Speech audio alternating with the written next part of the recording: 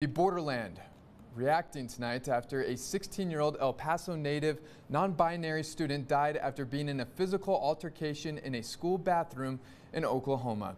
Thank you for choosing KTSM 9 News at 10.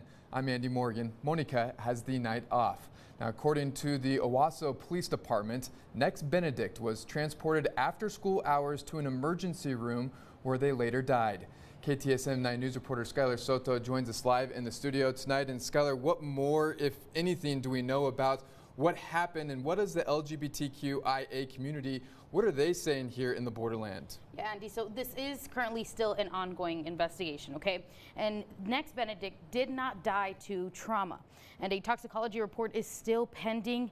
And with an incident like this, the LGBTQIA community here is hurting tonight. Now, I spoke with the Borderland Rainbow Center, and according to FBI data compiled between 2020 and 2022, revealing a 32% increase of hate crimes that were based on gender identity.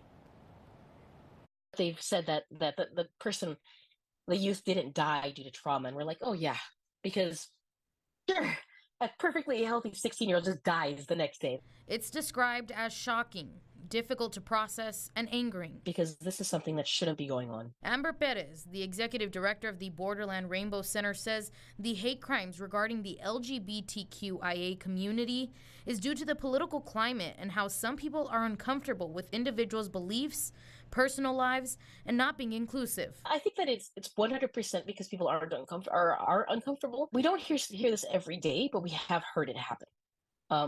And not to this extent, obviously.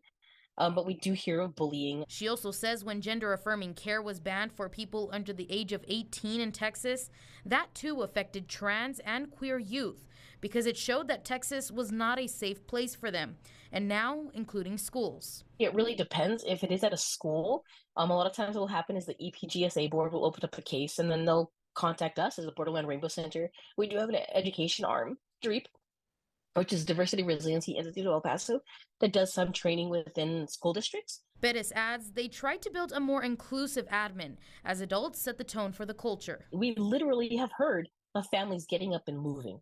They've left Texas. They're moving to blue states because they're terrified, because it is a very scary moment in time. Bettis says they've been able to speak up and out for those who are too scared to, and they've been able to change the narrative here in the Borderland. If something like this were to happen here, we know that we would be able to have a voice somewhere.